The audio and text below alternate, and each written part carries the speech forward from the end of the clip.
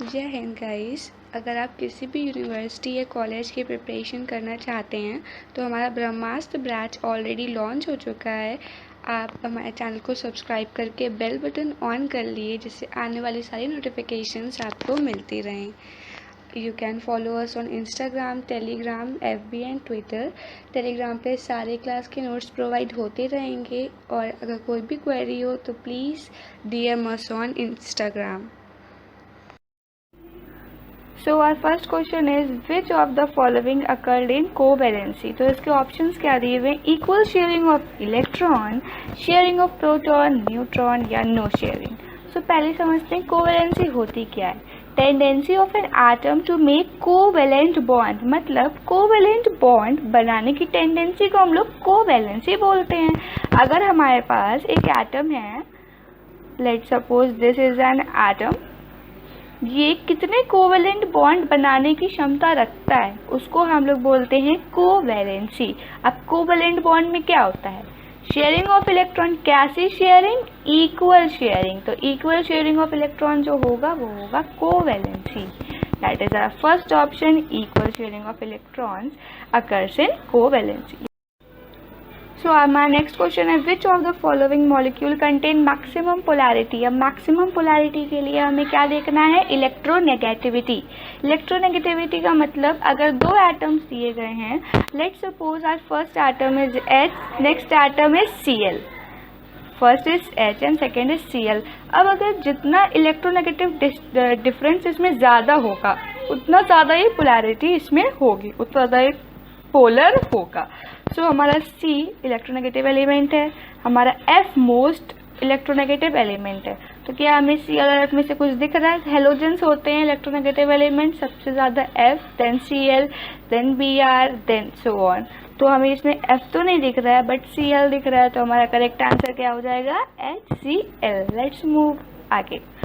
Let's next question is 13 C13 C12 differ from each other is respect to. ध्यान से देखें तो भाई 6 सेम है, कहाँ डिफरेंस है? ऊपर की तरफ, मतलब मास नंबर में डिफरेंट है, ऊपर डिफरेंस है।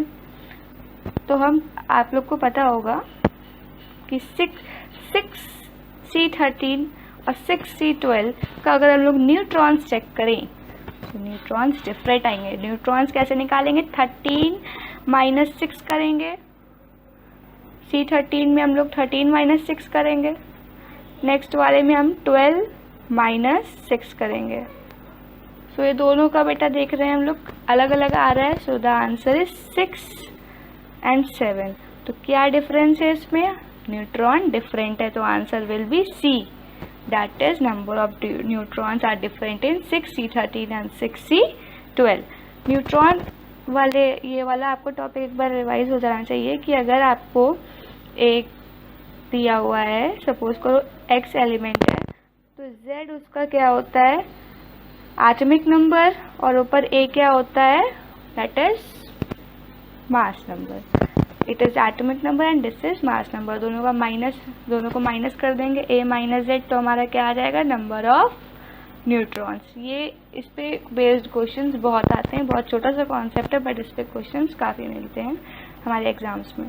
सो नेक्स्ट हमारी टेबल आ जाती है, दैट इज रेडियो एक्टिविटी की डिस्कवरी किसने करी, इलेक्ट्रॉन की किसने डिस्कवरी करी है, एक्सरे न्यूट्रॉन की डिस्कवरी किसने करी है। इसमें सिंपल सी बात है, इसको लर्न करना पड़ता है कि रेडियो एक्टिविटी की डिस्कवरी हमारी बैक्यूलर ने करी है, दैट इज A का 4th वन।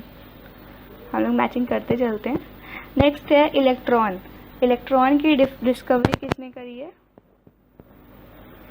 B का है J थॉमसन मॉडल आया था 3, ठीक। और हम देखते हैं 4-3, तो 4-3 हमें A ऑप्शन में नहीं दिख रहा है, A में तो बिल्कुल नहीं है, C में भी नहीं है, B और D में से कोई होगा। नेक्स्ट हम देखते हैं एक्सरे। एक्सरे की डिस्कवरी किसने करी है? रॉन्गटन। एक्सरे रॉन्गटन। ओके, सो हमारा C का ऑप्शन हो गया, C का हो गया 2। 4-3-2 ऑर्डर हमें कहाँ दिख रहा है? B1, तो answer will B B। Okay, ये लर्न होना चाहिए, ये बहुत इंपॉर्टेंट है, ये आ सकता है। नेक्स्ट आते हैं, लेट्स मूव ऑन। आइसोटोनिक बताना है। अगर ये किसके आइसोटोनिक है, ये जर्मेनियम है, ये किसके आइसोटोनिक है।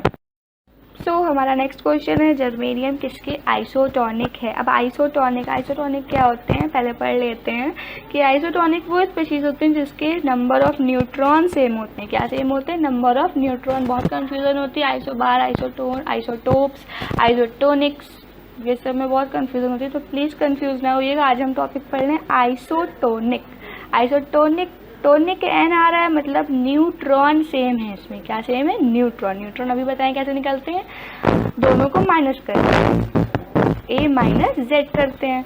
तो जब हम लोग माइनस कर रहे हैं, अब देखिए ए वाले को माइनस करा हमने, ए ऑप्शन 13 माइनस 6 करा 7 आया, ठीक।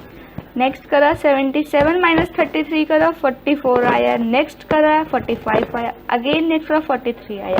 और जब हम 76 माइनस 32 कर रहे हैं,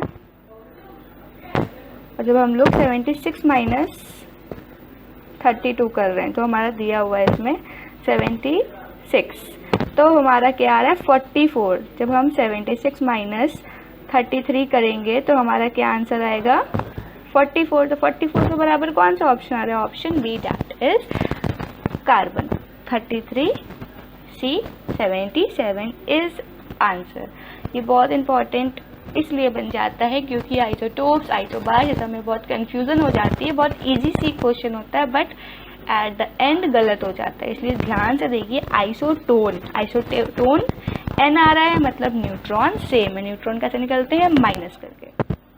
नेक्स्ट आते हैं आइसो इलेक्ट्रॉनिक स्पीशीज। यहाँ पे इलेक्ट्रॉन्स के बारे में बात हो रही है। नाम इजी है बट कंफ्यूजन नहीं होनी चाहिए, कुछ ट्रिक्स लगती हैं। जैसे आइसो इलेक्ट्रॉनिक मतलब इलेक्ट्रॉन के बारे में बात हो रही है, तो यहाँ पे सेम क्या होना चाहिए? इलेक्ट्रॉन। सो यहाँ पे हमारे सेम इलेक्ट्रॉन, ध्यान से अगर आप देखेंगे तो किस में इलेक्ट्रॉन सेम है? फर्स्ट वाले में, that is N3 minus O2 minus. Number of electrons देखना आता ही होगा, अगर नहीं आता है तो प्लीज़ रिवाइज कर लिए पिछले टॉपिक्स। इलेक्ट्रॉन्स देखना आना चाहिए। नेक्स्ट हम लोग बढ़ते हैं, how many neutrons are present in tritium nucleus. Of what is tritium? किस वाला का नाम है tritium? Tritium is 1H3। Tritium is 1H3। तो इसमें हम लोग क्या निकालेंगे? न्यूट्रॉन्स पूछ रहा है, अभी हम लोग ने बताया neutrons mass number minus atomic number. Mass is 3 minus atomic number 1, कितना आया? 3 माइनस 1 सबको पता होता है 2 होता है, so answer is 2। Let's move. So हमारा नेक्स्ट क्वेश्चन है, how many valence electron does calcium have. Calcium में कितने इलेक्ट्रॉन्स हैं? सो कैल्शियम में कितने इलेक्ट्रॉन्स हैं ये बताना है, कितने वैलेंस इलेक्ट्रॉन है। तो एटॉमिक नंबर होता है हमारा 20। एटॉमिक नंबर कितना होता है? 20। सो 20 को जब हम लोग का इलेक्ट्रॉनिक कॉन्फ़िगरेशन लिखेंगे तो आएगा 2882। तो वैलेंस इलेक्ट्रॉन क्या होते हैं? तो सबसे एंड में इलेक्ट्रॉन आते हैं जो हमारे सर्कल के सबसे लास्ट में रहते हैं, सबसे आउटर सर्कल। तो हमारा आंसर क्या आ गया इसमें? 2। बैलेंस इलेक्ट्रॉन कितने हैं? 2। ऐसे ही इजी टाइप के क्वेश्चन को चाहते हैं बट उसमें लोग हो जाता है कंफ्यूजन, बट कंफ्यूजन नहीं होना चाहिए। नेक्स्ट आवर क्वेश्चन इज थोड़ा सा बड़ा है, ध्यान से पढ़ते हैं। द ट्रू स्टेटमेंट या स्टेटमेंट्स अबाउट क्रोमियम, जिसका एटॉमिक नंबर 24 है, उसके बारे में कुछ बातें हैं, पढ़ते हैं। It contains 24 neutron. Yes, it contains 24 neutron. Valence electron lies in N shell. No, valence electron N shell में नहीं लाई करता है। 24 Cr 54 इज आइसोटोनिक विद Mn। जब आप निकालोगे तो आइसोटोनिक नहीं आएगा, तो हमारा आंसर क्या आ जाएगा? Only 1 is correct. Isotonic concept अभी पीछे बताया है, खुद से करिए इसको, अगर नहीं आता है तो please comment down. Next move on to next question, which pair shows isobars. अब देखो हम लोग ने आइसोटोप्स पढ़ लिया, आइसो इलेक्ट्रॉनिक स्पीशीज पढ़ लिया, अब हम लोग पढ़ेंगे आइसोबार्स। आइसोबार्स क्या होते हैं? एटम्स और group of atoms having same mass number, having same mass number. So mass number same है मतलब अगर ये x z a जनरल ले रहे हैं तो यहाँ पे a जो है दोनों x1 y1 का सेम रहेगा, a जो है सेम रहेगा। तो हम लोग को देखना है ऊपर वाला पार्ट सेम रहेगा। 2 3 ये तो नहीं है, 33 बिल्कुल नहीं है, 40 yes it is the answer. 2 1 नहीं। मास नंबर किसमें सेम है? C1। तो हमारा आंसर क्या है? 10th का C। आइसोबार्स हमारा ARNK दिखा रहा है। So our question number 11th is the number of electrons and neutrons in an element are 18 and 20. Its mass number is, mass number पूछ रहा है, मतलब यहाँ पे क्या होगा? एडिशन। एडिशन किसका होगा? Number of electron plus number of neutron. तो आंसर हमारा क्या आएगा? 18 प्लस दैट इज 18 प्लस 20, तो करेंगे तो हमारा आंसर आएगा 38। तो answer will be C, that is 38। Move on next slide, that is the number of electron in the nucleus of chlorine. Chlorine में कितने इलेक्ट्रॉन होते हैं? सबको पता होगा कि इसमें 0 होते हैं। सो हमारी पिछले स्लाइड का आंसर क्या था? 0, that is D1, D0। Move to next slide, which is not true. अब यहाँ पे ध्यान देने वाली क्या बात है कि यहाँ पे ट्रू नहीं पूछ रहा है, नॉट ट्रू पूछ रहा है। तो नॉट ट्रू क्या है? कैथोड रेज के बारे में स्ट्रीम ऑफ इलेक्ट्रॉन्स होती हैं, yes it is true. Charge particles होते हैं, हाँ होते हैं, but they do not move with the speed of light, it is false. तो हमारा क्या पूछा है? Not true. अगर ट्रू पूछता तो सिस्टम की पूरा आपको जो फ्रेमिंग थी वो दूसरी होती, बट इसमें नॉट ट्रू पूछ रहा है। कुछ ये थ्योरी टाइप के क्वेश्चन हैं आगे। The configuration of phosphorus is a, phosphorus की कॉन्फ़िगरेशन के लिए हमें क्या पता होना चाहिए? इसका एटॉमिक नंबर। एटॉमिक नंबर अगर आपको LU के कंपटीशन को बीट करना है तो 1 से लेकर 30 तक तो एटलीस्ट आने ही चाहिए, एकदम मतलब अच्छी तरह से लर्न होने चाहिए। फॉस्फोरस का होता है 15, तो 15 को हम लोग कॉन्फ़िगरेट करेंगे तो क्या आएगा? 285 प्लस कर लिए 15 ही आएगा। Move to next question, question number 15। K plus ion has number of electron. K plus ion, K plus ion, K के बारे में नहीं पूछ रहा है, K प्लस के बारे में पूछ रहा है। तो K प्लस के में कितने होंगे आपके? That is 18। जब सॉल्व करेंगे तो हमारा क्या आएगा? 18। Move to next slide, which particle contains 2 neutron and 1 proton. ये अभी क्वेश्चन पीछे करके आए हैं हम लोग। इस वाली बला का नाम मैंने बताया था आपको, 1H3 ऐसा कुछ बताया था मैंने।